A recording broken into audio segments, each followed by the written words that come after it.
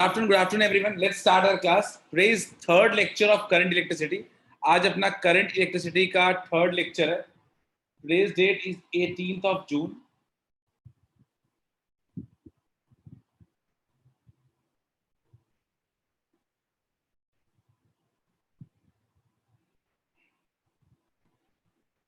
ठीक है, हम लोग सबसे पहले कॉन्सेप्ट को रिकॉल करेंगे लास्ट क्लास के, फिर आगे बढ़ेंगे.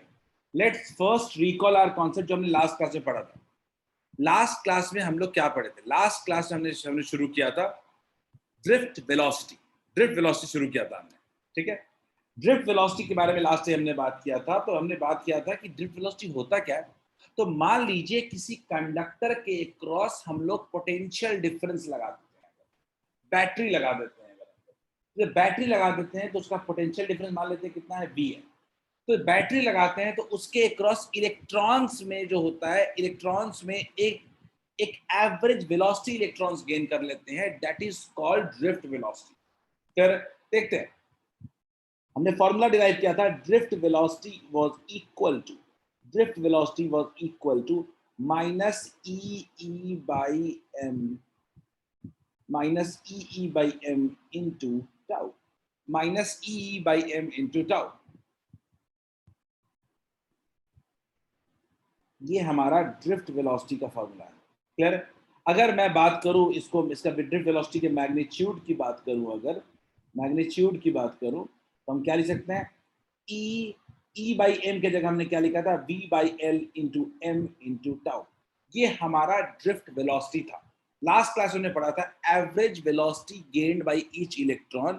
ठीक है, थोड़ा आगे बढ़ते हैं. तो मान लीजिए हमने देखा था कि मान लीजिए जब पोटेंशियल डिफरेंस अप्लाई नहीं हो रहा है तो इलेक्ट्रॉन कैसे मूव कर रहा है. तो मैं इनिशियल इलेक्ट्रॉन का एक पाथ ले रहा हूं और देखो ड्रिफ्ट वेलोसिटी होता क्या है. ये है मेरा इलेक्ट्रॉन का एक initial path without potential difference. लेकिन जब हम लोग पोटेंशियल डिफरेंस अप्लाई करते हैं तो क्या होता है देखने की कोशिश करते हैं. तो जब हम पोटेंशियल डिफरेंस अप्लाई करते हैं तो कुछ हालत ऐसे हो. ये अपने पाथ से हल्का सा क्या कर गया है? ड्रिफ्ट कर गया है. कैसे ड्रिफ्ट किया है? तो मान लीजिए कि अगर हमने फील्ड अप्लाई किया है कुछ इस तरफ से और हमने फील्ड कुछ इस तरीके से अप्लाई किया है, तो जो ड्रिफ्ट हो रहा है इसमें, वो ड्रिफ्ट क्या हो रहा है? ड्रिफ्ट उसके ठीक ऑपोजिट डायरेक्शन में हो रहा है. फिर इसी हल्के से ड्रिफ्ट की वजह से इलेक्ट्रॉन का फ्लो एक डायरेक्शन में हो जाता है एंड हेंस करंट का फ्लो स्टेब्लिश हो जाता है. क्लियर? तो ड्रिफ्ट वेलोसिटी की वजह से ही करंट फ्लो करता है. लास्ट क्लास में हमने इसका भी फॉर्मूला डिराइव किया था. क्लियर? ड्रिफ्ट वेलोसिटी का भी हमने फॉर्मूला डिराइव किया था. याद कीजिए, हमने पढ़ा था कि ड्रिफ्ट वेलोसिटी आई जो होता है, करंट जो होता है, वो ड्रिफ्ट वेलोसिटी पे डिपेंड करता है. और आई इक्वल्स टू होता है N E A B D. I is equal to N E A B D. Clear? Clear? I बोले तो करंट, एन बोले तो नंबर ऑफ फ्री इलेक्ट्रॉन्स पर यूनिट वॉल्यूम, ई बोले तो एक इलेक्ट्रॉन का चार्ज, ए का मतलब होता है एरिया और वीडी का मतलब ड्रिफ्ट वेलोसिटी. हमने इसी फॉर्मूले को एक और फॉर्म में लिखा था, I by A equals to N E V D. तो आई बाई ए को हमने क्या कहा था? आई बाई ए कितना होता है? जे होता है. J equals to N E V d. Clear है? जल्दी से हम लोग इस ड्रिफ्ट वेलोसिटी पे एक क्वेश्चन कर लेते हैं. इस फॉर्मूले पे बेस्ड एक क्वेश्चन कर लेते हैं. ठीक है, जल्दी से इस क्वेश्चन को ट्राई करें. पिछला वाला क्वेश्चन आप ट्राई करना, वो इस पे बेस्ड नहीं है, वो सिर्फ नंबर ऑफ फ्री इलेक्ट्रॉन पे बेस्ड है. सब लोग इस क्वेश्चन को ट्राई करें. सब लोग इस क्वेश्चन को ट्राई करें.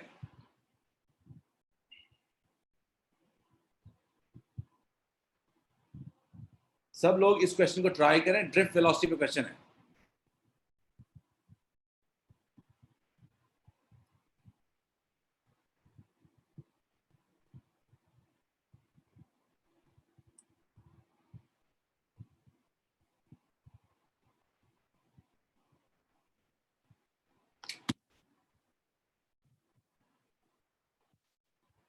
Everyone try this question.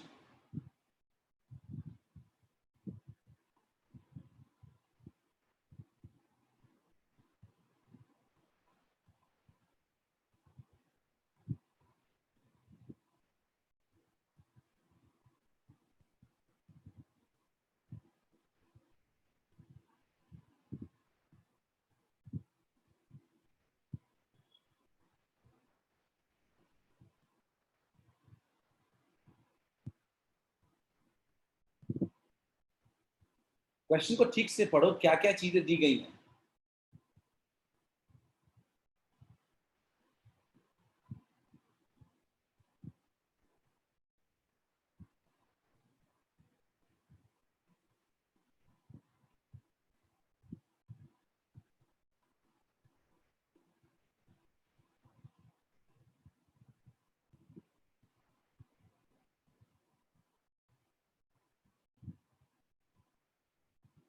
Question में सबसे पहले गिवन डेटा को लिखिए।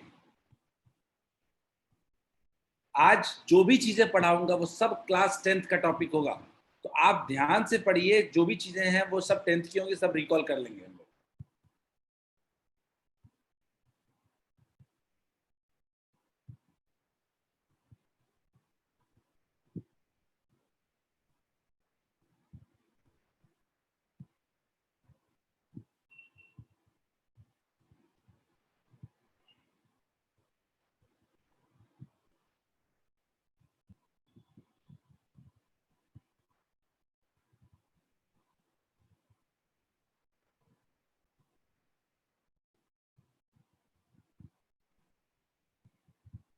लेंथ, गिवन डेटा लिखो। लेंथ 4 मीटर, एरिया, दीक्षा का आंसर, दीक्षा बिल्कुल सही, very good Diksha. Area 1 millimetre का whole square. What first answer? तो 10 to the power -6 metre square हो जाएगा। करंट I इक्वल्स टू कितना हो गया? 2 एम्पियर।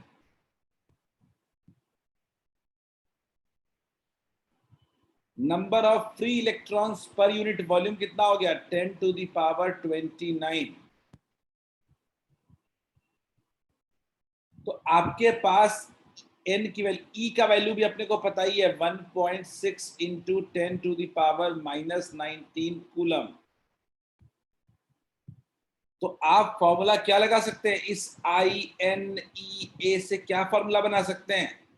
क्या आप ड्रिफ्ट वेलोसिटी निकाल सकते हैं? Drift velocity equals to I upon NEA। NEA बोलिए, क्या सब लोग ड्रिफ्ट वेलोसिटी कैलकुलेट कर सकते हैं? I इक्वल्स टू था NEAVD। आपको सब कुछ पता है, तो क्या ड्रिफ्ट वेलोसिटी नहीं निकाल सकते हैं? बोलिए, can you calculate drift velocity? Value put करें। करंट कितना होगा? 2 एम्पियर। n कितना होगा? 10 टू द पावर 29। E कितना होगा? 1.6 इंटू 10 टू द पावर -19। सब लोग निकालें ड्रिफ्ट वेलोसिटी पहले। एरिया कितना होगा? 10 टू द पावर -6। देखते हैं कितना आ रहा है। 2 by 10 to the power 3 into 1.6। Solve करते हैं, कितना हो जा रहा है? ये आ जा रहा है 2 बाई 1600, 16,000 सॉरी। तो कितना आ रहा है? 1/8000 मीटर पर सेकेंड। ये मेरा ड्रिफ्ट वेलोसिटी है। तमन्ना वेरी गुड, तमन्ना वेरी गुड। अब आपके पास ड्रिफ्ट वेलोसिटी आ गया है और पूछ रहा है कि कितना लेंथ कवर करना है? 4 मीटर। तो क्या टाइम नहीं निकाल लेंगे? Time equals to distance upon speed नहीं हो जाएगा? क्या हम लोग distance upon speed, length by drift velocity. तो लेंथ कितना है अपने पास? लेंथ है अपने पास 4 मीटर। ड्रिफ्ट वेलोसिटी कितनी है? 1/8000 मल्टीप्लाई हो जाएगा, कितना हो जाएगा? 32,000 सेकेंड। Is it clear? क्या सबको क्लियर है ये? Pratyush, is it clear?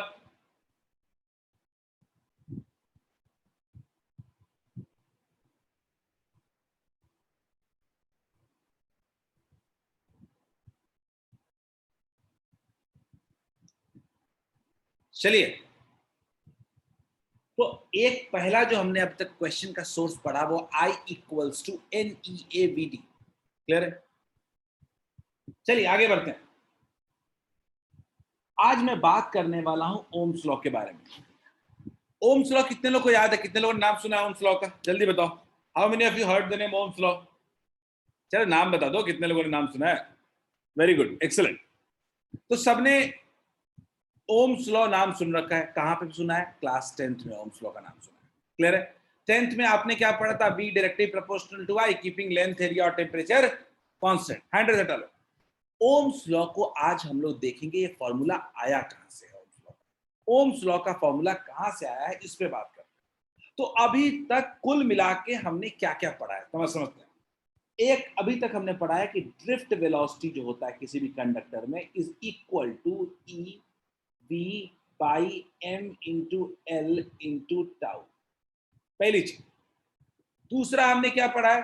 दूसरा हमने पढ़ा है कि I equals to N E A v d. यही दो कॉन्सेप्ट से अब हमारा रिजल्ट निकल के आएगा। हमने देखा कि किसी कंडक्टर में ये दो चीज रिलेशनशिप आया है।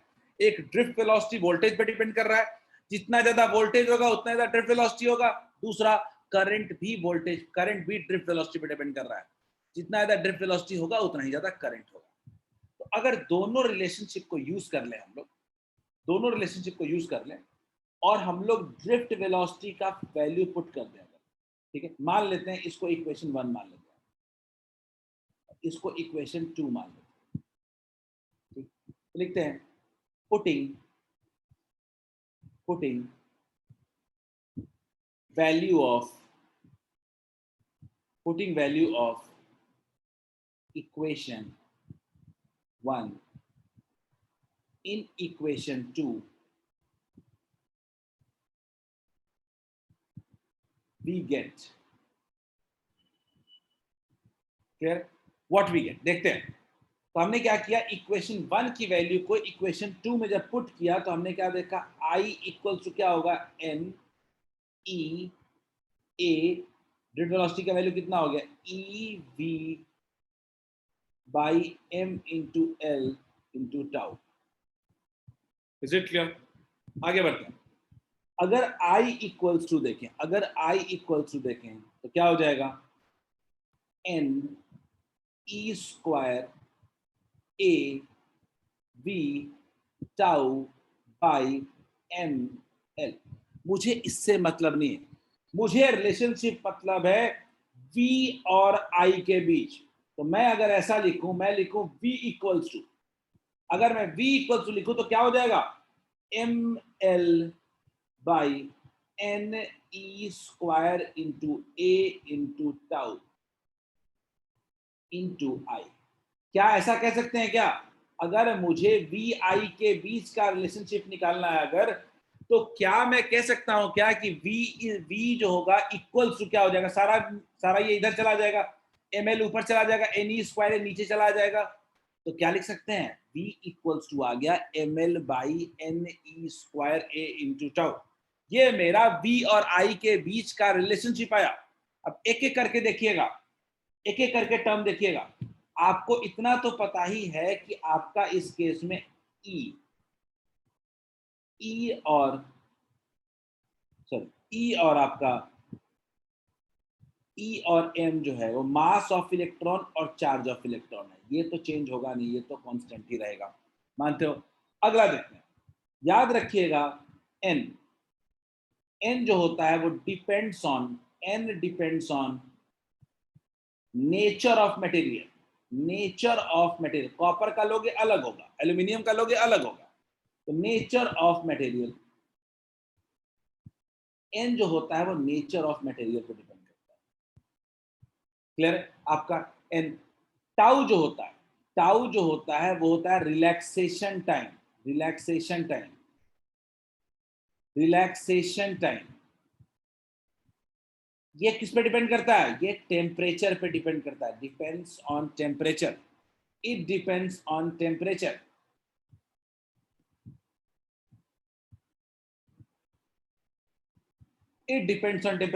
तो कुल मिला के अगर मैं आगे बढ़ाऊं इसको, और अगर मैं ये लिखूं कि मान लीजिए for a conductor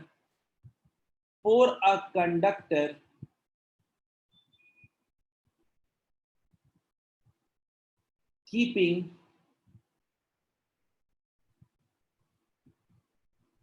keeping physical conditions, keeping physical conditions, keeping physical conditions, क्या क्या physical conditions में? Length, area and temperature constant, constant for a conductor keeping physical conditions, length, area, temperature constant. याद रखिए, जब मेरा v, अगर मेरे पास v में m कांस्टेंट है, l कांस्टेंट है, n कांस्टेंट है, e स्क्वायर कांस्टेंट है, a कांस्टेंट है, टाउ कांस्टेंट है, तो क्या मैं नहीं कह सकता हूं कि v is directly proportional to i? अगर सब कुछ कांस्टेंट ही है तो क्या नहीं लिख सकते हैं v is directly proportional to i? Is it clear? क्या कैन वी से कि अगर मेरा m कांस्टेंट है, लेंथ कांस्टेंट कर दिया, एरिया कांस्टेंट है, अगर e कांस्टेंट है, n कांस्टेंट है, टाउ टेम्परेचर कांस्टेंट है, सब कुछ जब कांस्टेंट होगा तो कैन वी से कि v is directly proportional to i? याद रखिए, क्लास 10th में आपको सिर्फ ये रिलेशनशिप पढ़ना था, 12th में आके ये भी आप पढ़ सकते हो कि आखिर ये आया कहां से। बोलिए, क्या क्लियर है सबको कि v directly proportional to i कहां से आया है? और ये कंडीशन क्यों इंपॉर्टेंट है, ये समझ में आया क्या?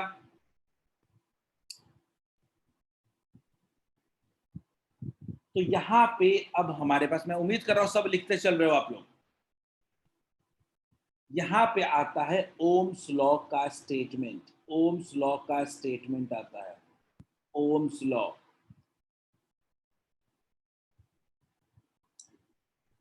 it states that it states that it states that potential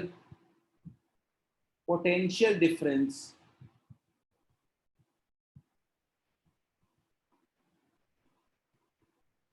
across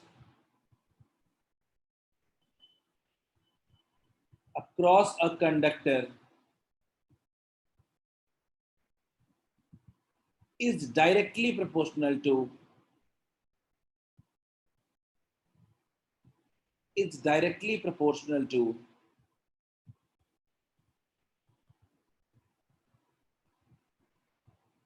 current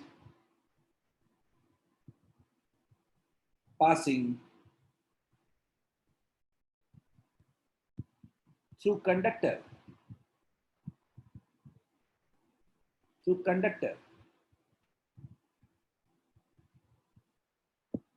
keeping physical conditions constant,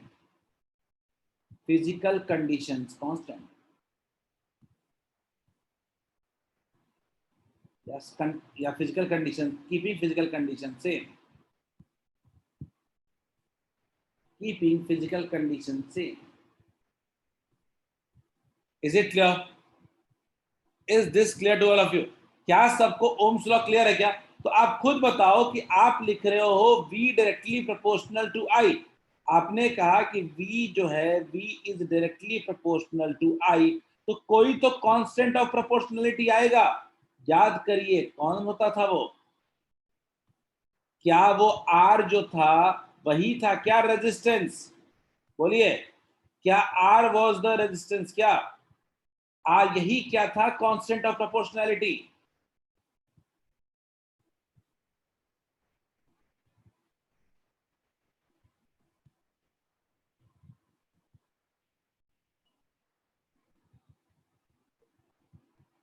Ashutosh क्या सवाल पूछो, मैं समझा नहीं। आर बोले तो रेजिस्टेंस, रेजिस्टेंस क्या है? Constant of proportionality. क्या सबको ओम्स लॉ क्लियर है क्या? V directly proportional to I, keeping physical conditions constant. Ashutosh unmute कर रहा हूं, बोलिए आशुतोष। सर डिफिनेशन में लिखा हुआ है कि keeping the physical condition constant, physical condition में क्या हो सकता है? देखो बाबू, ऊपर में देखो, ब्रैकेट में लिखा हूं फिजिकल कंडीशन में क्या है? एक लेंथ है, अगला क्या है? एरिया है, और तीसरा क्या है? टेम्परेचर है। दिख रहा है आशुतोष? आशुतोष क्लियर है?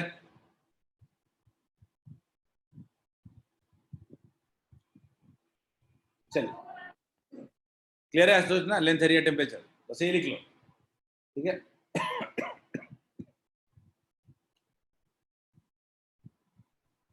कीपिंग फिजिकल कंडीशंस कांस्टेंट, यानी लेंथ एरिया और टेम्परेचर कांस्टेंट। ये आपने कोई पहली बार नहीं पढ़ा, ये क्लास 10th में पढ़े हो क्या? क्या ओम्स लॉ क्लास 10th में नहीं पढ़े थे? याद नहीं है? ओम्स लॉ 10th में पढ़ा था, V directly proportional to I, V equals to क्या होता है? I into R। अब सब कुछ 10th वाला रिपीट होगा। ओम्स लॉ इक्वल्स टू हो गया V equals to I into R। जल्दी से ग्राफ समझ लेते हैं, जल्दी लिख ले, फिर आगे बढ़ेंगे हम लोग। मैंने आपको बस बताया कि इस रिलेशनशिप पे ये प्रूव हो गया, ये प्रूफ ऑफ ओम्स लॉ है। याद रखिए, ये प्रूफ ऑफ ओम्स लॉ है। इस दोनों रिलेशनशिप से प्रूव हो गया कि I और V जो है वो डायरेक्टली प्रोपोर्शनल है, लेकिन कंडीशन है। कंडीशन क्या है? ये आपका N, A, L, E, tau, ये सब कांस्टेंट होना चाहिए। वो कांस्टेंट कब होगा? जब लेंथ एरिया चेंज नहीं होने देंगे, टेम्परेचर सेम रखेंगे और मटेरियल भी चेंज नहीं होगा। क्लियर है? आगे बढ़ते हैं। अब हम लोग ओम्स लॉ के ग्राफ पे बढ़ेंगे। होपफुली आपने लिख लिया होगा ओम्स लॉ के ग्राफ पे। जस्ट सेकंड,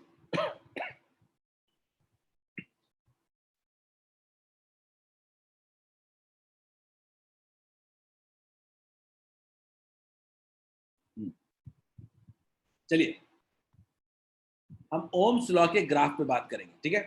हम ओम्स लॉ के ग्राफ के बारे में बात कर रहे हैं। ये हमारा वोल्टेज है, ये हमारा वोल्टेज है और ये हमारा करंट, ठीक है। V जो है वो डायरेक्टली प्रोपोर्शनल टू I, तो ग्राफ कैसा होगा? V डायरेक्टली प्रोपोर्शनल I का ग्राफ कैसा होता है? यही होता है, V directly proportional to I। तो अब VI ग्राफ से VI ग्राफ का स्लोप क्या होगा? याद रखिएगा, VI ग्राफ का जो स्लोप होता है, slope of VI graph, slope of VI graph, slope of VI graph is nothing but क्या? Resistance. Slope of VI graph is resistance. Clear है? VI ग्राफ का जो स्लोप होता है वो क्या होता है? रेजिस्टेंस होता है, ठीक है। तो अगर मैं कंपैरिजन करूं, अगर मैं ग्राफ ड्रॉ करूं, अगर ये मेरा V है और ये मेरा I है, सॉरी उल्टा उल्टा देता हूं, ये मेरा V है और ये मेरा I है, मान लीजिए। और मैंने क्या किया? मैंने ग्राफ ले लिया, कुछ दो केसेस ले लिए, एक 1 ले लिया और दूसरा 2 ले लिया, दूसरा 2 ले लिया। दोनों केस में कंपेयर करें तो resistance in 2 will be higher than resistance in 1, क्योंकि 2 में स्लोप ज्यादा है, इसीलिए 2 का रेजिस्टेंस भी क्या होगा? ज्यादा होगा। क्लियर है क्या? VI ग्राफ से हम लोग रेजिस्टेंस निकाल सकते हैं। रेजिस्टेंस क्या होता है? VI ग्राफ का स्लोप होता है। क्लियर? और फाइनल रिलेशनशिप जो अपने को दिमाग रखना है ओम्स लॉ से, वो क्या होता है? V equals to I into R। Is this clear? एक दो क्वेश्चन कर लें क्या? V इक्वल्स टू IR पे, V इक्वल्स टू IR, ये ओम्स लॉ का ग्राफ है, याद रखिएगा। Slope of VI graph is called resistance. Is it what? Resistance, ठीक है। ग्राफ क्या होता है? Graph is straight line. Graph क्या होता है? ग्राफ जो होता है वो क्या होता है? स्ट्रेट लाइन होता है।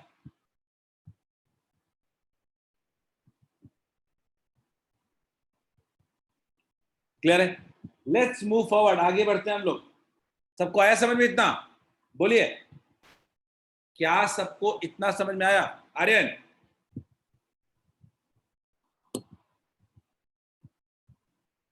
आर्यन, शोएब, समझ आया?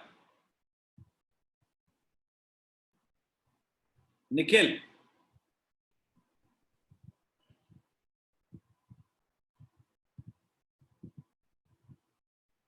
अगर समझ में आया तो अगला क्वेश्चन करें।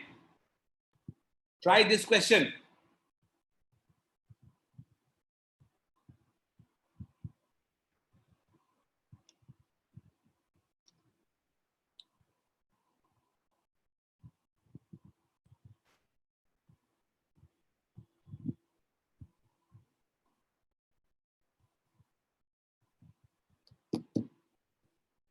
ट्राई दिस क्वेश्चन, इस क्वेश्चन को ट्राई करें सब लोग।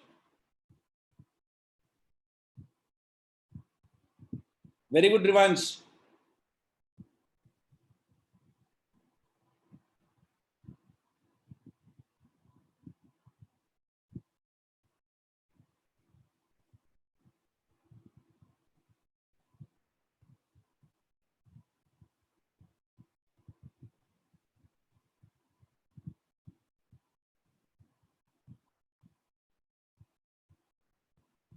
अभिषेक गलत है, क्वेश्चन ठीक से नहीं पढ़े।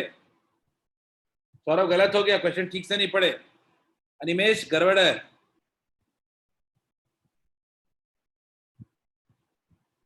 दीक्षा ठीक है, माइनस नहीं होना चाहिए वो ना, माइनस क्यों लिखे हो? सब लोगों ने ध्यान नहीं दिया पोटेंशियल डिफरेंस में।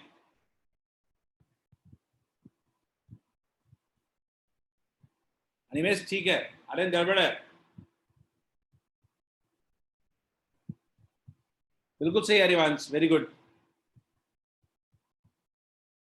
सिंपल बेसिक ओम्स लॉ पे क्वेश्चन दे रहा हूं। पोटेंशियल डिफरेंस कितना है मुझे ये बताओ। पोटेंशियल डिफरेंस कितना है रजिस्टर के अक्रॉस? आप बताइए, what is the potential difference across register? क्या हम लोग इसको 10 - 4 वोल्ट नहीं कह सकते हैं? कितना हो जाएगा? 6 वोल्ट। बी आर कितना हो गया? 2 ओम। तो आई कितना हो जाएगा?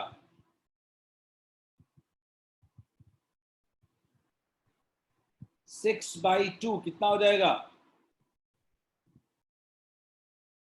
3 एम्पियर। इज इट क्लियर क्या?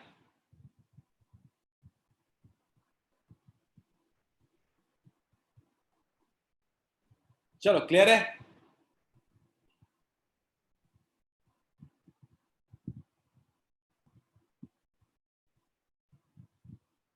अगला क्वेश्चन ट्राई करते हैं। Try this question.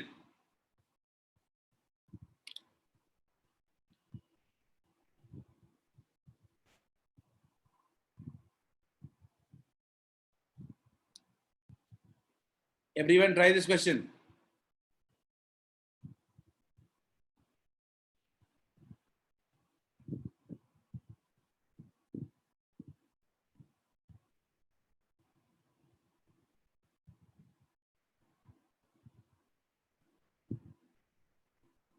Try this. Ohm's law.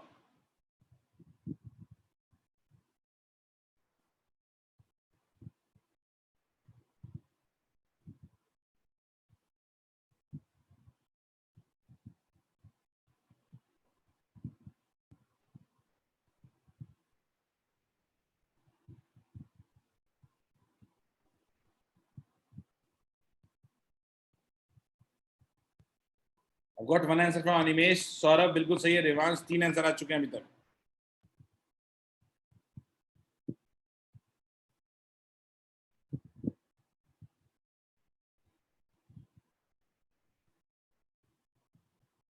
दीक्षा सही है, अभिषेक सही है, वेरी गुड।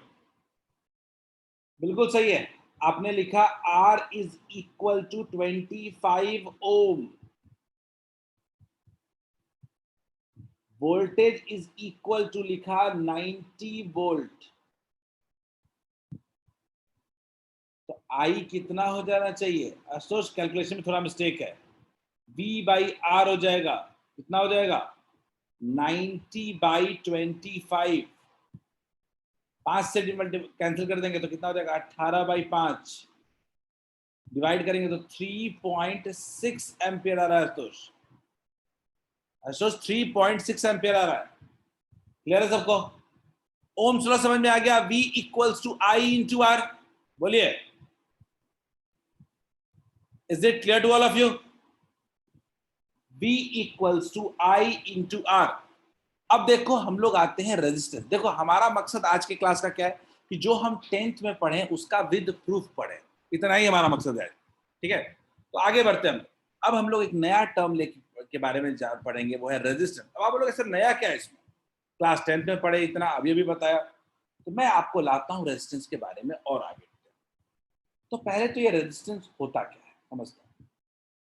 तो नाम से ही बहुत क्लियर है, it can be defined as, it can be defined as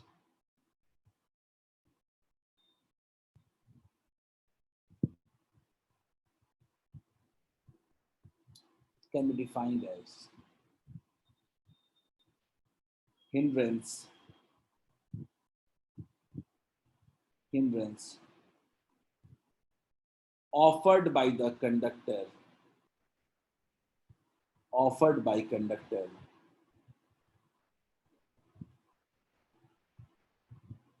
in flow of current, in flow of current.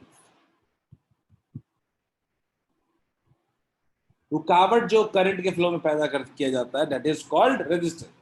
इसका यूनिट क्या होता है? यूनिट जानते हो सब लोग, यूनिट क्या होता है इसका? इसका यूनिट होता है ओ, इसका यूनिट होता है ओ। क्लियर? अगर मैं इसके बारे में और बात करूं तो ये फॉर्मूला कहां से आया? तो आप अभी अभी देख रहे थे V इक्वल्स टू क्या पढ़ा था आपने? ml/ne² into a into tau into I. ये एक फॉर्मूला अभी अभी आपने पढ़ा था, अभी अभी आपने पढ़ा। थोड़ी देर के बाद आपने पढ़ा कि V इक्वल्स टू क्या हो गया ओम्स लॉ के अकॉर्डिंग? V इक्वल्स टू कितना हो गया? I इंटू क्या हो गया? R हो गया।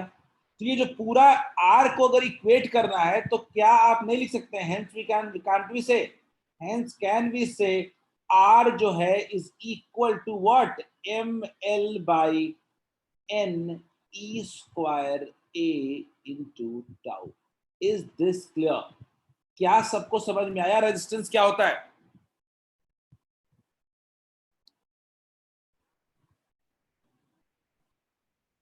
बिल्कुल हो सकता है रिवांश, बिल्कुल सही बात है।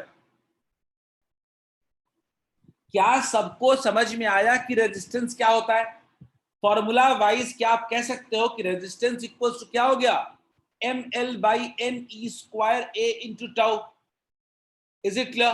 तो अगर मैं बोलूं एक कंडक्टर को लेकर के कि मान लीजिए आपका temperature, if temperature is constant, temperature is constant for a conductor। अब एक कंडक्टर अगर आपने जैसे ही ले लिया तो आपका n भी कांस्टेंट हो गया। अगर मैं कहूं कि अगर टेम्परेचर मेरा कांस्टेंट है किसी कंडक्टर के लिए, तो क्या अब हम नहीं कह सकते हैं कि R जो होगा वो L के डायरेक्टली प्रोपोर्शनल होगा? रेजिस्टेंस जो होगा वो हमारे एरिया के इनवर्सली प्रोपोर्शनल होगा। देखो, लेंथ और एरिया के अलावा जितनी चीजें वो सब कांस्टेंट है। मेरा m तो कांस्टेंट ही है, मैं एक कंडक्टर ले लिया तो आपका n भी कांस्टेंट हो गया, E भी कांस्टेंट हो गया।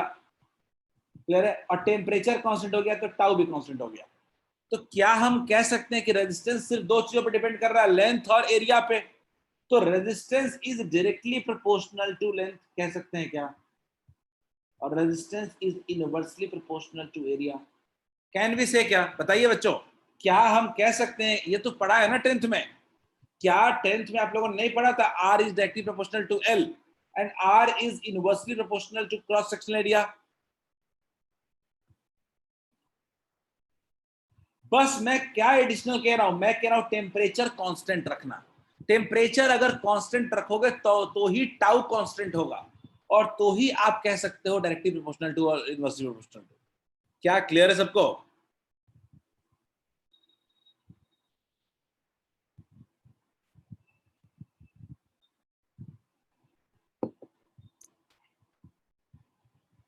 मुस्कान क्लियर है?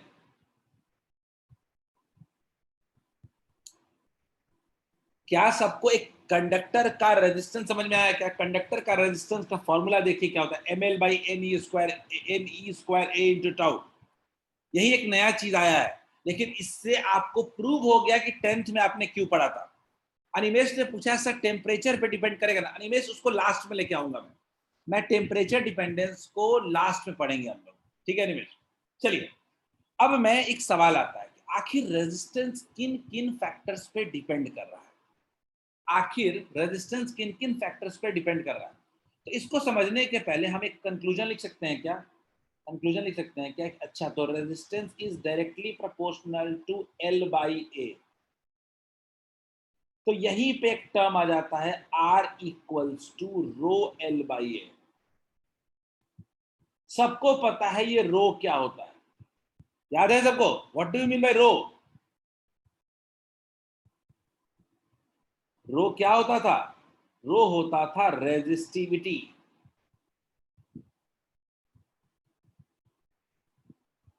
रेजिस्टिविटी, रो मतलब रेजिस्टिविटी। क्लियर है? पढ़ा है ना? R R equals to rho L by A. तो R equals to rho L by A, ये हमारा बेसिक फॉर्मूला था जो हमने 10th में पढ़ा था। कहां से आया था अभी दिख गया होगा। खैर हम आगे बढ़ते हैं, छोड़ो इसको, अब हम लोग आगे बढ़ेंगे उसके बाद बात करेंगे। तो मैंने बोला कि आखिर रेजिस्टेंस किन किन फैक्टर्स पे डिपेंड करता है, ये सब ऑर्डर में नोट्स में होना चाहिए। तो पहला है directly proportional to length. Length पे कैसे डिपेंड करता है? R is directly proportional to length of conductor, पहला पॉइंट। दूसरा, रेजिस्टेंस जो है वो एरिया पे डिपेंड करता है, inversely proportional to area. Is it clear? R is inversely proportional to area. Clear? अब मैं अगर इस फॉर्मूले पे जाऊं, R equals to rho L by A पे जाऊं, तो उस हिसाब से रो पे भी डिपेंड करेगा रेजिस्टेंस, और रो जो है वो मटेरियल के नेचर पे डिपेंड करता है। तो हम लिख लेते हैं resistance R also depends on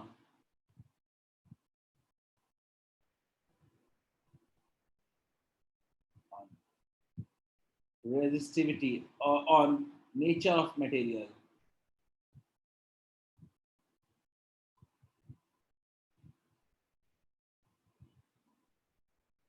as n changes with material। मैंने क्या लिखा कि ये नेचर ऑफ मटेरियल लाता कौन है, कौन से क्वांटिटी से नेचर ऑफ मटेरियल आता है। तो याद रखिए जो फॉर्मूला दिया हुआ है इसमें स्मॉल एन जो है, इसमें स्मॉल एन क्या है?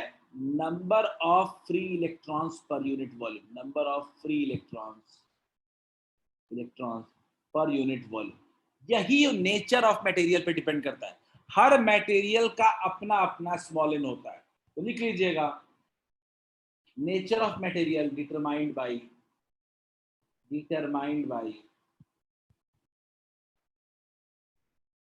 Small N. याद रखिएगा कि नेचर ऑफ मटेरियल को डिटरमाइन करने के लिए स्मॉल एन यूज करते हैं। तो बेसिकली रेजिस्टेंस तीन बड़े चीजों पर डिपेंड करता है, एक है लेंथ, दूसरा है एरिया, तीसरा है नेचर ऑफ मटेरियल। एक चीज और बताऊंगा, टेम्परेचर, लेकिन वो एंड में बताऊंगा। ठीक है? क्या सबको ये रेजिस्टेंस क्लियर है? क्या एक बार जल्दी से रेजिस्टेंस पढ़ लो ठीक से, कोई भी दिक्कत है तो पूछो, फिर हम लोग रेजिस्टेंस पे एक दो क्वेश्चंस करेंगे।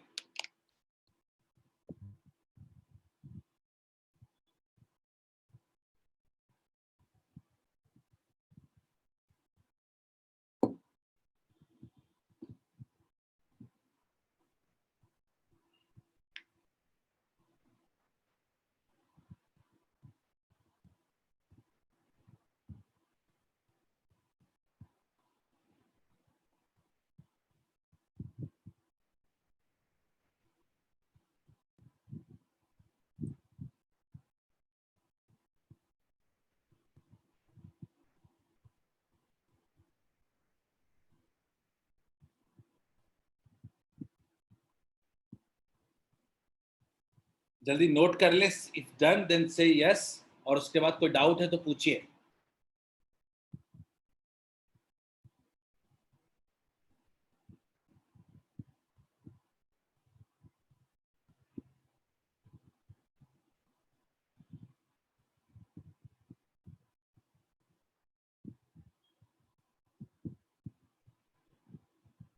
Very good.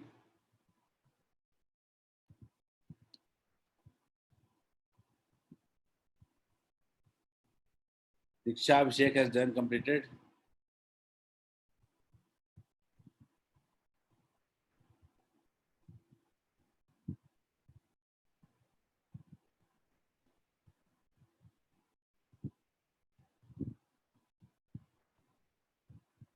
जल्दी लिख के बताएं।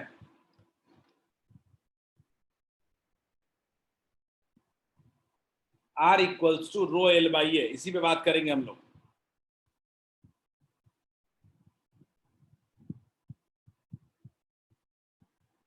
Only 3 people, 4 people have said yes, they have written.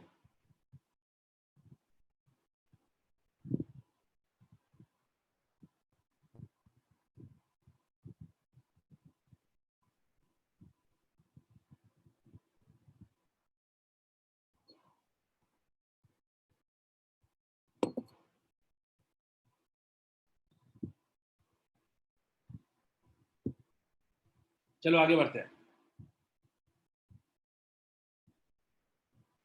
Screen पे एक क्वेश्चन दिख रहा है, everyone solve this question, everyone solve this question. बहुत सिंपल स्ट्रेट फॉरवर्ड क्वेश्चन है, 9th-10th लेवल का क्वेश्चन है। दिमाग थोड़ा गड़बड़ हो गया, हल्का सा एक पावर में गड़बड़ हो गया, देख लो जल्दी से। वैल्यू उतना ही है।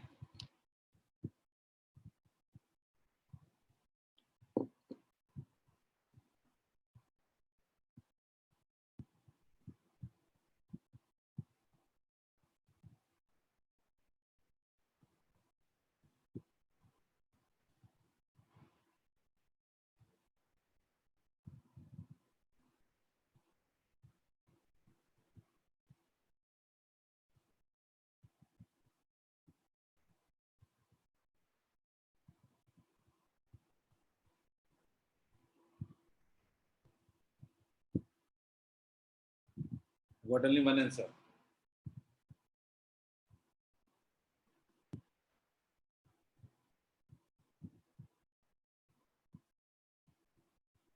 नहीं दीक्षा, गड़बड़ है, इतना नहीं होगा। पावर सॉल्व करने में गलती हो गई है दीक्षा, वैल्यू क्लोज है।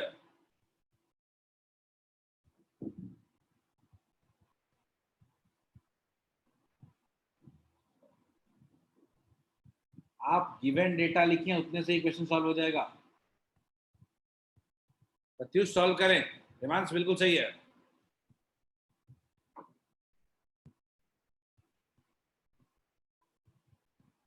अनिमेश गड़बड़ है।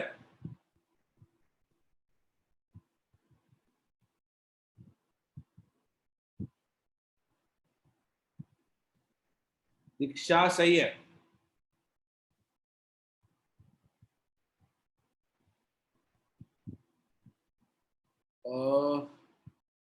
अभिषेक थोड़ा गड़बड़ है पावर में।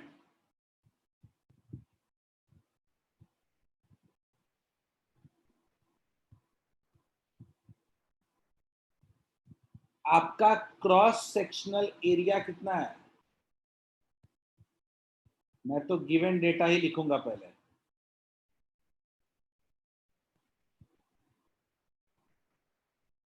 (10⁻⁻8 मीटर स्क्वायर एरिया। अगला रेजिस्टिविटी रो कितना है? 1.7 इंटू 10⁻⁻8 ओम मीटर।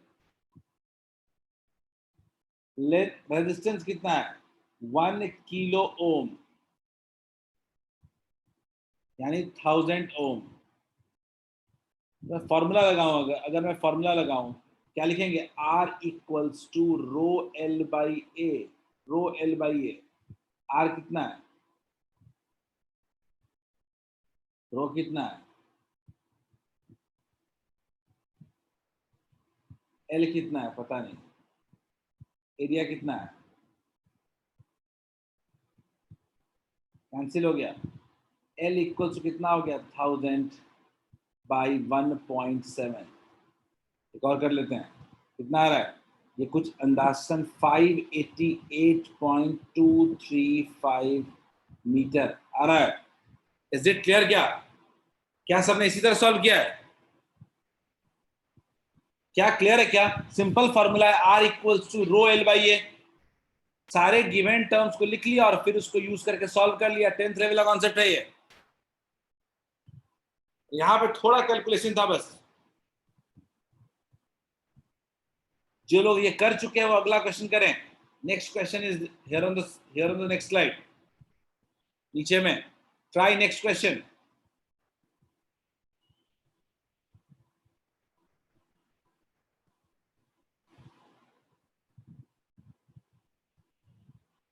रिवास ठीक है शायद। नॉट श्योर, वैल्यू उतना ही है, पावर चेक कर लो उसका, looks fine to me. Next question ध्यान से देखें।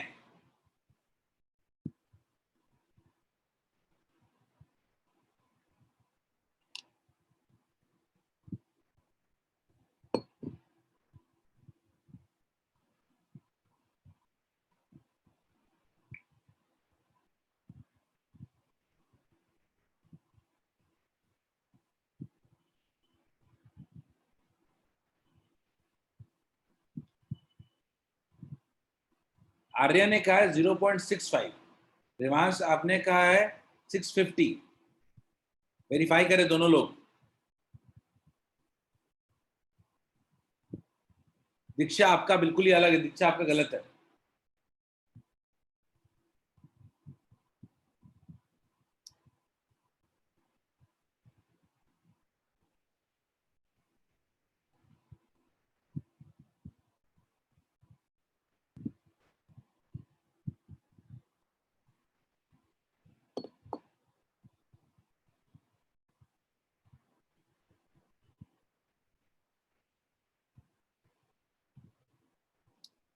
सब लोग ट्राई करें।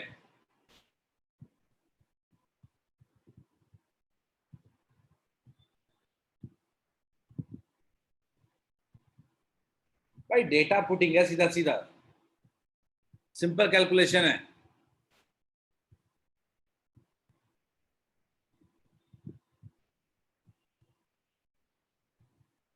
नहीं नहीं अभिषेक गलत है। Animesh looks fine to me, मतलब ऑलमोस्ट क्लोज है Animesh.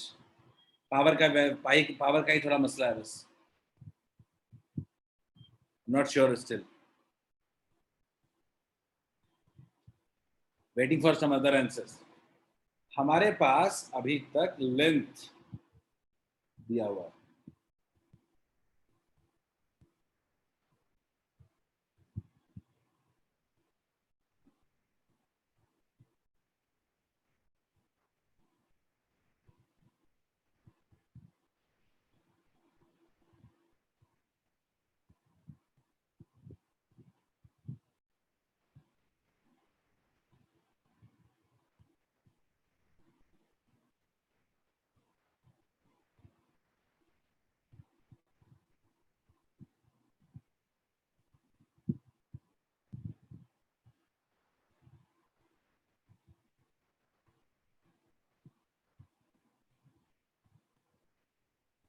-2.6 into 10 to the power -8।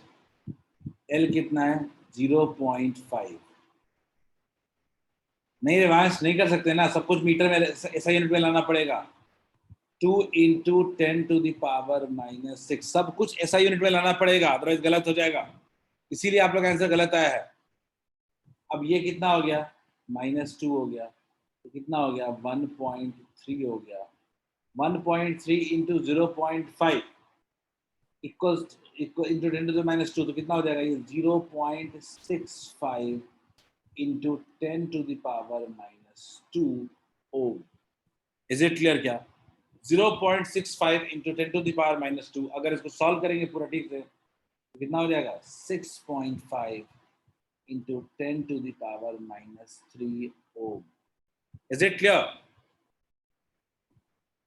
Ashutosh आप 10 to the -5 कह रहे हो ना आशुतोष, 5 नहीं होगा, -3 होगा आशुतोष, -3 होगा।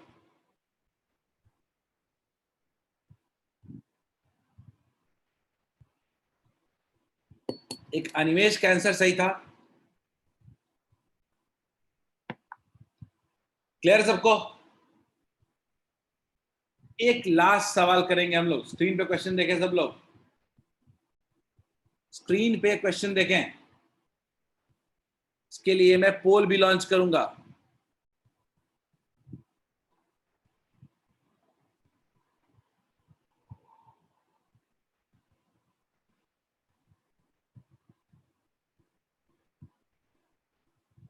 Everyone try this question.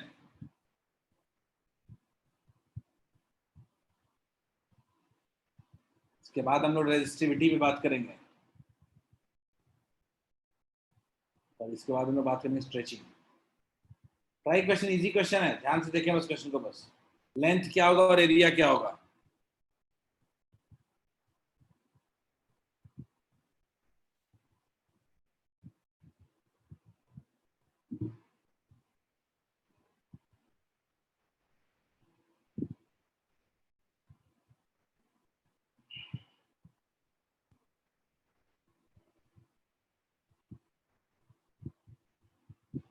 Everyone try this question.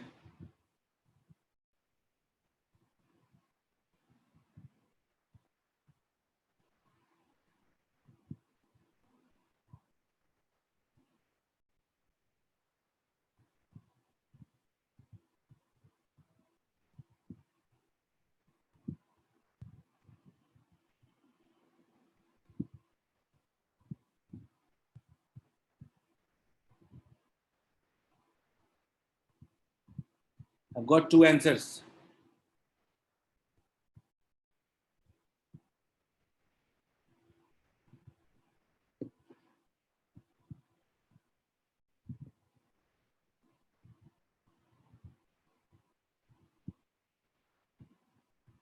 सोचना यही है कि लेंथ क्या होगा और एरिया क्या होगा।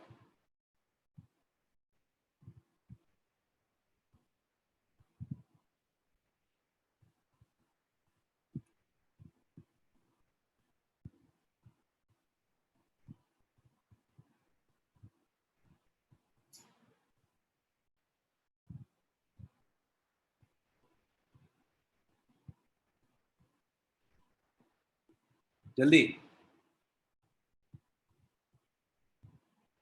आर्यन का आंसर आया है। आर्यन पर ऑप्शन तो मैच ही नहीं कर रहा आर्यन। पहले केस में बोल रहा है कि first across to square ends. Area पहले केस में बोल रहा है कि जो एरिया होगा वो मेरा क्या होगा, स्क्वायर एंड्स वाला होगा, यानी ये वाला एरिया होगा। तो ये वाला क्या हो जाएगा, लेंथ हो जाएगा। अब अगर मैं एरिया की बात करूं तो 1 सेंटीमीटर इंटू 1 सेंटीमीटर, यानी 10 to the power -4 metre square area. आगे बढ़ते हैं। लेंथ 50 सेंटीमीटर, कितना हो जाएगा, 0.5 मीटर। तो आर इक्वल्स कितना हो जाएगा, रो एल बाई ए, कितना हो जाएगा,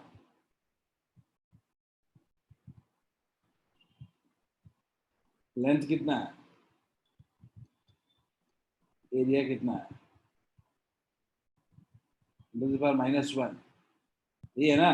3.5 इंटू ये कितना हो जाएगा, 1.75 into 10 to the power -1 ohm, कितना हो जाएगा, 17.5 into 10 to the power -2 ohm. Clear है, कौन सा ऑप्शन मैच करेगा, ए। इज इट क्लियर, क्या बस ठीक है, ए होगा। क्या बोलो, एक ही ऑप्शन मैच कर सकता है क्या, और कोई ऑप्शन मैच कर रहा है क्या, देख लो, कोई और ऑप्शन मैच ही नहीं करेगा, सिर्फ और सिर्फ एक ही पॉसिबिलिटी है, कौन सा होगा वो, A. Is this clear to all of you, is it clear. दूसरी पॉसिबिलिटी क्या है, दूसरा ऑप्शन क्या है अपने पास, दूसरा पार्ट वो क्या है, अब हमारा एरिया जो होगा वो पूरा ये होगा और लेंथ जो होगा वो ये होगा, सॉल्व हो जाएगा ना। लेंथ हमारा 1 सेंटीमीटर होगा और एरिया क्या हो जाएगा, 50 इंटू 1। क्लियर है,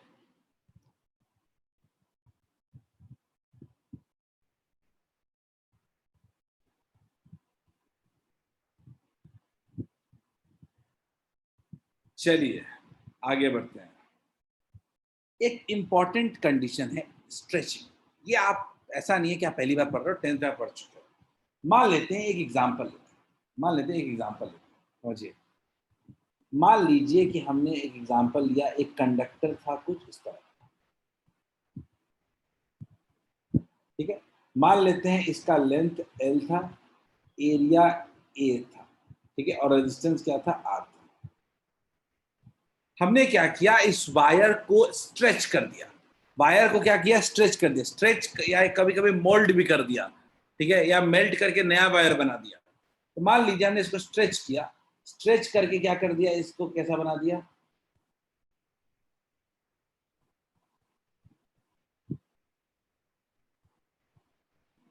क्लियर। तो गौर से अगर आप देखें तो इस केस में अगर आप देखें तो आपका अब जो लेंथ है वो लेंथ बदल गया। अब लेंथ क्या हो गया, एल डैश हो गया, और एरिया क्या हो गया, एल ए डैश हो गया, क्लियर। तो इतना तो मानिएगा कि लेंथ जो हो रहा है अगर इंक्रीज कर रहा है तो एरिया क्या हो रहा है, डिक्रीज कर रहा है। बोलिए क्लियर है क्या। अगर लेंथ इंक्रीज करेगा तो एरिया क्या करेगा, डिक्रीज करेगा। अब मैं कह रहा हूं यहाँ पे क्या कांस्टेंट रहेगा, तो याद रखिएगा यहाँ पे वॉल्यूम कांस्टेंट रहेगा। वॉल्यूम क्या रहेगा, volume will remain constant. Volume क्या रहेगा, यहाँ कांस्टेंट रहेगा। तो वॉल्यूम को दो, वायर का मेटल का मटेरियल थोड़े बदल गया है, खींचोगे तो उसका वॉल्यूम थोड़े बदल जाएगा। तो अगर वॉल्यूम इसका चेंज नहीं होगा तो हम क्या कहेंगे, इनिशियली लेंथ इंटू एरिया इसका वॉल्यूम था, और अब कितना है, एल डैश इंटू ए डैश। याद रखिएगा कि लेंथ इंटू एरिया यानी टोटल वॉल्यूम चेंज नहीं होगा, टोटल वॉल्यूम क्या रहेगा, कांस्टेंट रहेगा। याद रखिए जब वायर को स्ट्रेच करते हैं तो टोटल वॉल्यूम जो रहता है वो कांस्टेंट रहता है। तो आप लेंथ को बढ़ाओगे तो एरिया घटेगा, लेंथ को घटाओगे तो एरिया बढ़ेगा। तो याद रखिएगा, याद रखिएगा, if wire is stretched n times, if wire is stretched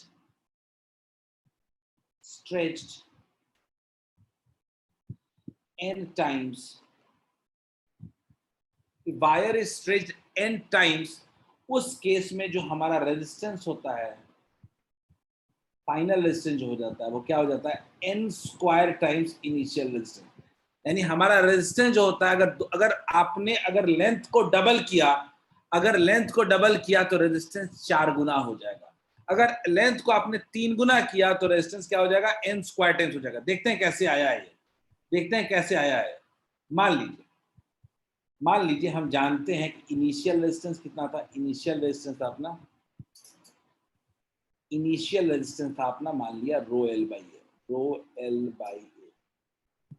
मान लेते हैं फाइनल रेजिस्टेंस कितना हो जाएगा, अब हो जाएगा रो, फाइनल लेंथ कितना, एल डैश, एरिया कितना, ए डैश, फिर rho L dash by A dash. अगर मैं बोलूं कि l dash by A dash है तो अगर हम जानते हैं कि A dash l dash equal to क्या लिख सकते हो, एल डैश इक्वल टू क्या लिख सकते हो, रो इंटू एल ए, या मैं उल्टा लिखूं, अगर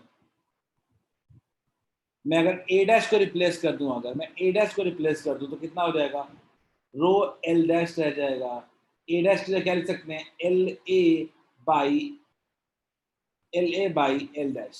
कितना हो गया, ये हमारा हो गया एल, सॉरी जस्ट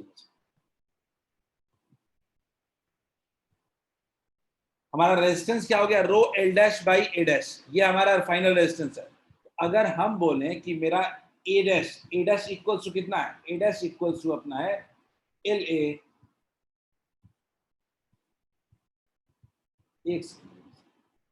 रो इंटू एल डैश, यहां से अगर पुट कर दे वैल्यू को, rho L dash divided by A dash equal to कितना हो जाएगा, L into A into L dash. अब गौर से देखिएगा, रो एल डैश अगर गौर से देखें अगर हम लोग, तो अब ये कितना बन गया, आर डैश इक्वल टू कितना हो गया, आर डैश इक्वल्स टू हो गया, आर डैश इक्वल्स टू हो गया अपना रो एल डैश का होल स्क्वायर हो गया, एल डैश का होल स्क्वायर हो गया।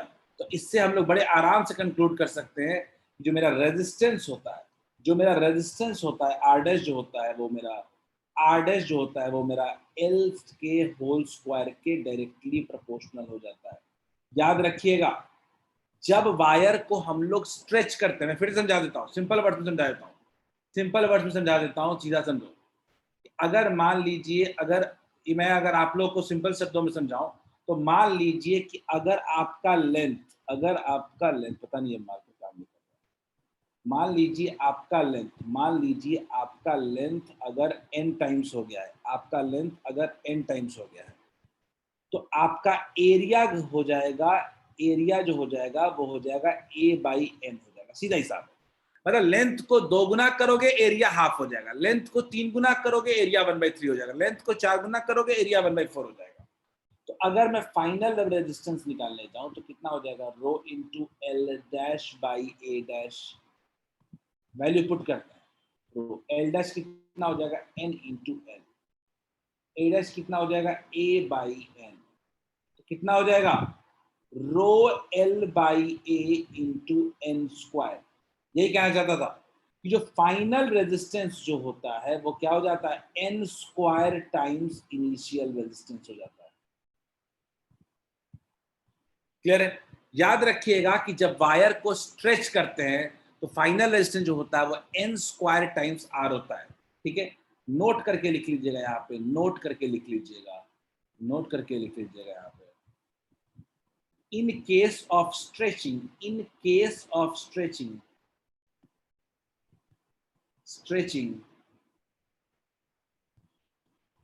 जो रेजिस्टेंस होता है is directly proportional to length का होल स्क्वायर। याद रखिएगा, हम जनरली जानते हैं कि R directly proportional to L होता है, लेकिन स्ट्रेचिंग के केस में R directly proportional to L square होता है। चलिए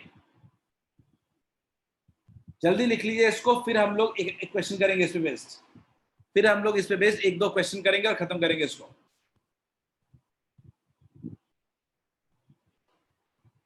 ये स्ट्रेचिंग आपने पढ़ा भी था, क्लास 10th में पढ़ा था कि लेंथ को खींचोगे तो लेंथ तो बढ़ेगा लेकिन एरिया कम हो जाएगा। तो लेंथ को खींचने से लेंथ जो हो गया वो n टाइम्स हो गया, बढ़ गया, एरिया क्या हो गया, उतना ही टाइम्स कम हो गया। वैल्यू पुट किया तो कितना हो गया, r जो हो गया वो n square times rho L by A हो गया।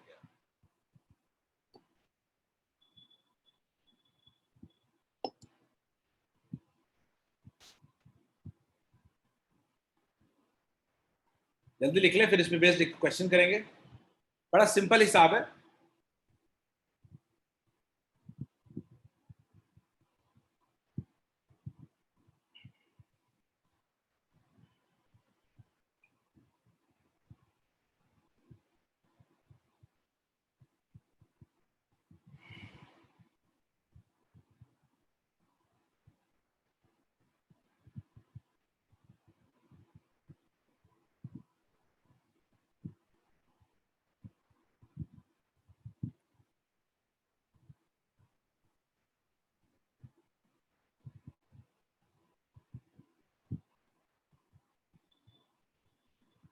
चलिए इस क्वेश्चन को ट्राई करें, इस क्वेश्चन को ट्राई करें सब लोग, everyone try this question.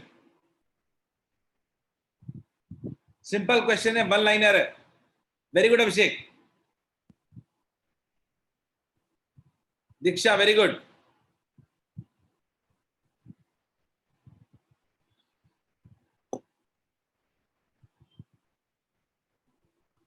Animesh very good.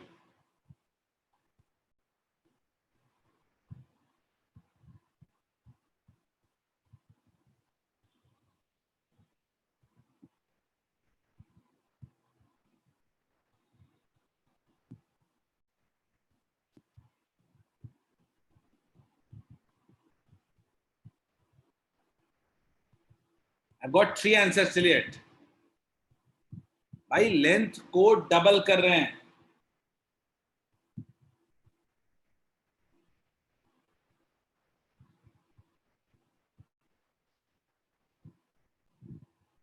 Aryan very good, ठीक है।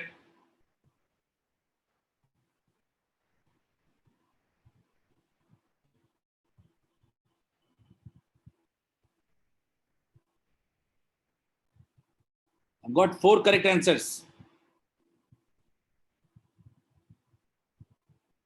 आप खुद सोचो ना कि अगर लेंथ को डबल कर लेंगे तो अब एल डैश जो हो जाएगा वो इनिशियल लेंथ का डबल हो गया, तो एरिया कितना हो जाएगा, फाइनल एरिया में कितना हो जाएगा, स्ट्रेच किया है तो एरिया कितना हो जाएगा, हाफ हो जाएगा। अब लगा लीजिए final formula, R dash equal to कितना होता है, rho L dash by A dash equal to कितना, रो एल डैश कितना हो गया, एरिया कितना हो गया, ए बाई 2 कितना हो गया, 4 टाइम्स रो एल बाई ए। नहीं आशुतोष गड़बड़ है, गौर से देखो, तो क्या आर डैश की वैल्यू आ रही है क्या, 4 टाइम्स रो एल बाई ए क्या है, इनिशियल रेजिस्टेंस है। तो क्या लेंथ को डबल करेंगे तो मेरा रेजिस्टेंस 4 टाइम्स नहीं हो जाएगा? बोलिए, क्लास में ध्यान नहीं दे रहे हो?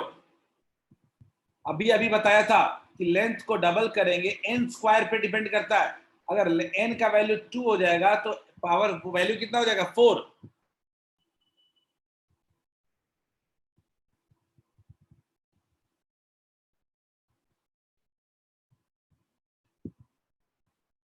Is it clear? क्या final resistance will be 4 times of initial resistance. Clear है? ये स्ट्रेचिंग वाले क्वेश्चन सीधे सीधे आएंगे। 3 टाइम्स लेंथ को स्ट्रेच करोगे, रेजिस्टेंस 9 टाइम्स हो जाएगा।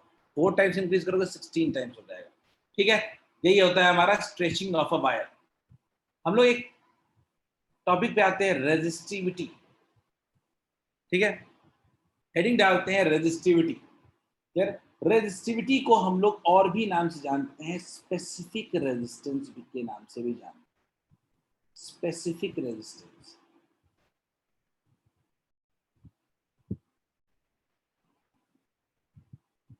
Specific resistance. क्लियर? देखते हैं क्या होता है। तो रेजिस्टिविटी के बारे में अगर हम बात करें तो लिखते हैं हम लोग, it can be defined as,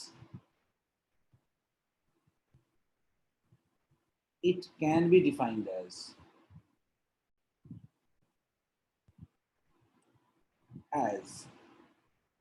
resistance of a conductor, resistance of a conductor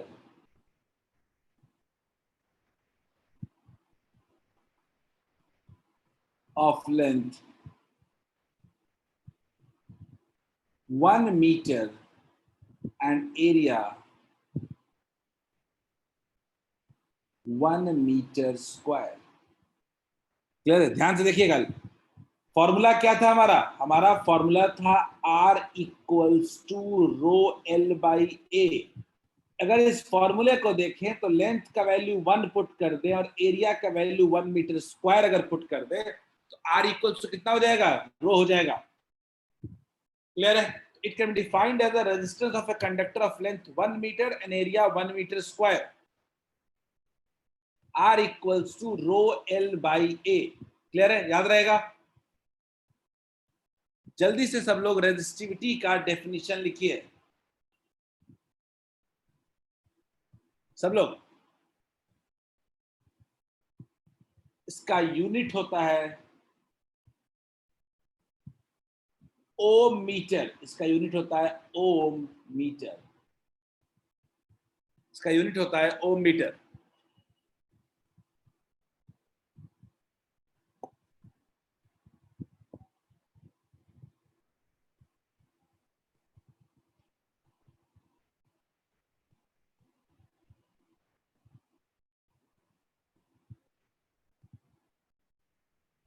लिख लिया?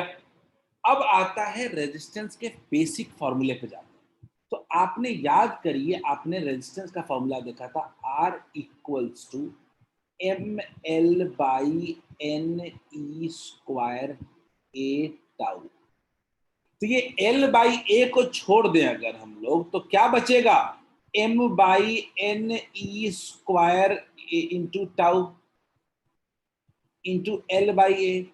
तो अगर मैं ऐसा लिखूं कि R equal to m by N E square tau into L by A, तो अगर इस रिलेशनशिप के हिसाब से देखें तो इसको क्या कहेंगे हम लोग?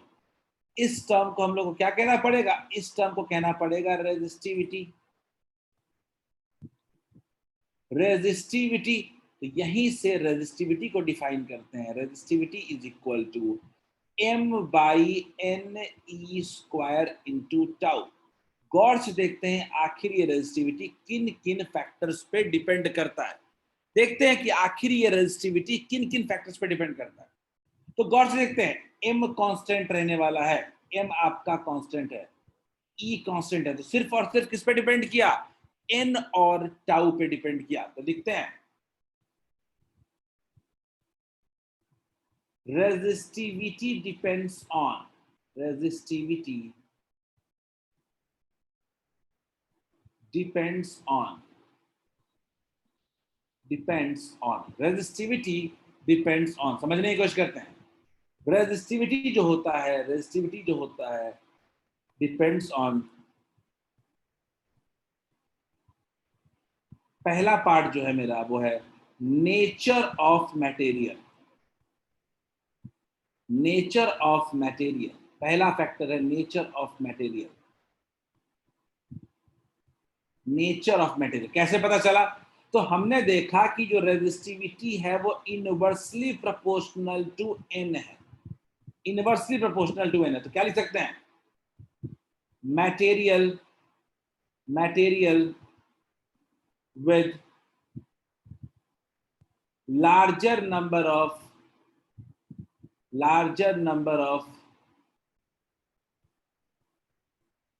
free electrons per unit volume,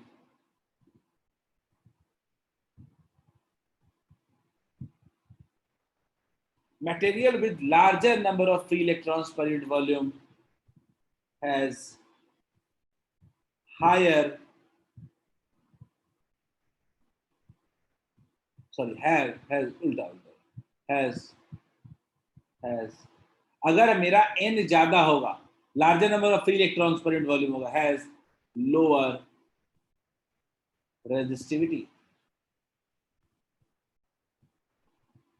is it clear? क्या ये समझ में आया कि रेजिस्टिविटी किस पे डिपेंड करता है? बोलिए, क्या ये समझ में आया कि रेजिस्टिविटी सबसे पहले किस पे डिपेंड करता है? नेचर ऑफ मटेरियल पे।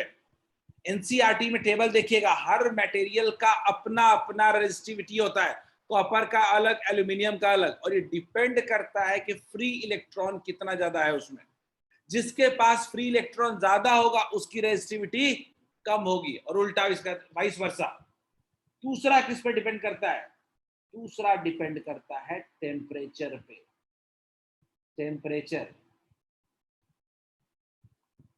समझने की कोशिश करते हैं। रेजिस्टिविटी जो होता है वो टेम्परेचर पे भी डिपेंड करता है। क्या लिखते हैं? आर जो रो है वो इनवर्सली प्रोपोर्शनल टू टाउ है। मतलब as temperature increases, as temperature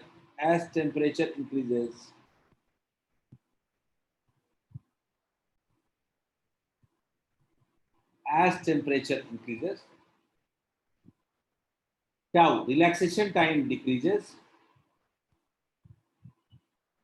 and resistivity increases.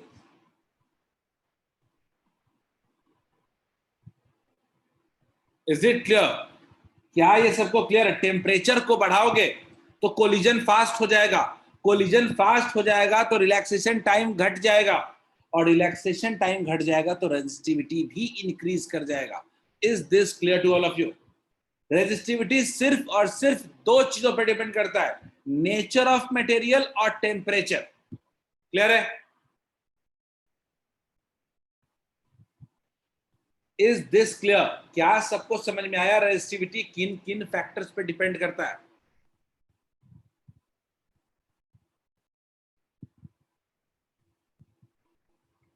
अभी तक हम इतना पढ़ चुके हैं कि टेम्परेचर बढ़ाएंगे तो रेजिस्टिविटी बढ़ेगा, लेकिन कैसे और कितना, ये जानने के लिए हम लोग अगला टॉपिक पढ़ेंगे।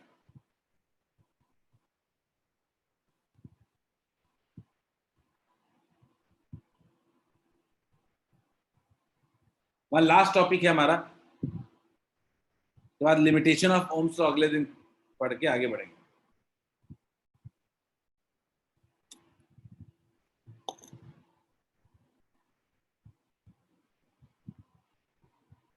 जल्दी लिख लें तो बताएं, कहीं कोई दिक्कत है तो पूछिए।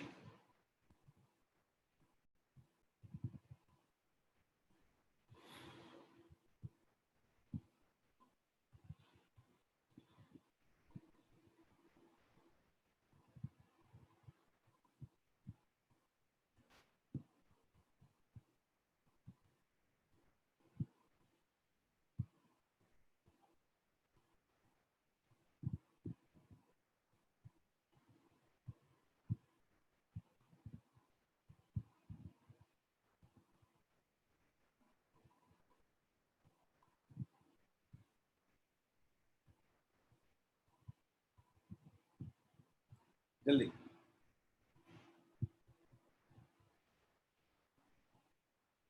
चलो यहीं से अगले दिन शुरू करेंगे, नेक्स्ट क्लास में यही टॉपिक से शुरू करेंगे, temperature dependence of resistance and resistivity. जल्दी इतना लिख लें सब लोग।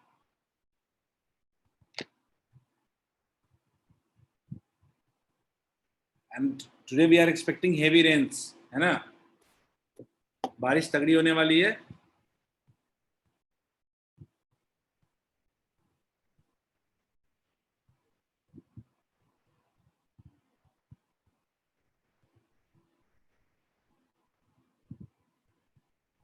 आज हम लोग यहीं तक एंड करेंगे, हमारा 2 पेज छूट गया बस, लिमिटेशन ऑफ ओम्स लॉ और टेम्परेचर डिपेंडेंस।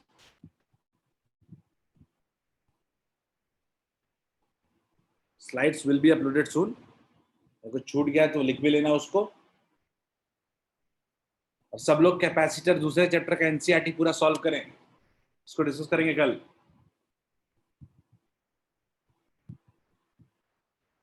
और एक बार मैं आपको एनसीईआरटी दिखा देता हूं, एनसीईआरटी में शो कर देता हूं क्या क्या अभी तक पढ़ाई हुई है आप लोगों को।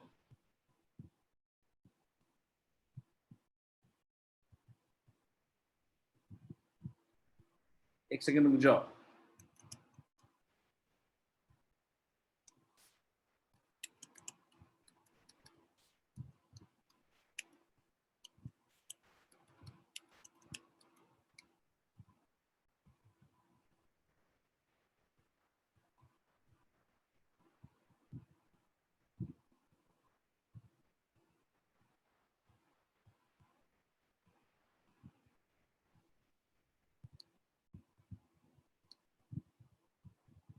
सब लोग देखिए अभी तक हमने क्या क्या पढ़ा। इलेक्ट्रिक करंट पढ़ा हमने, इलेक्ट्रिक करंट इन कंडक्टर्स पढ़े हम लोग अभी तक।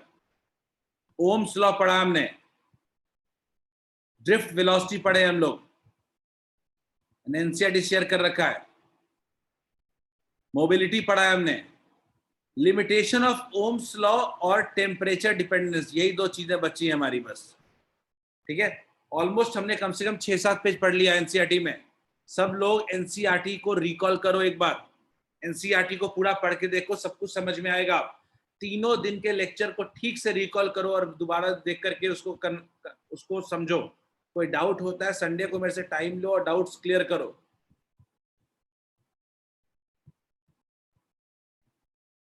This is very very important chapter.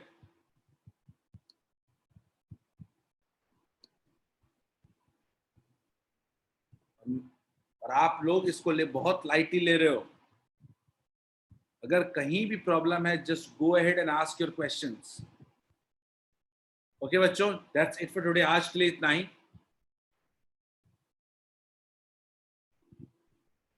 Okay, bye bye, good night.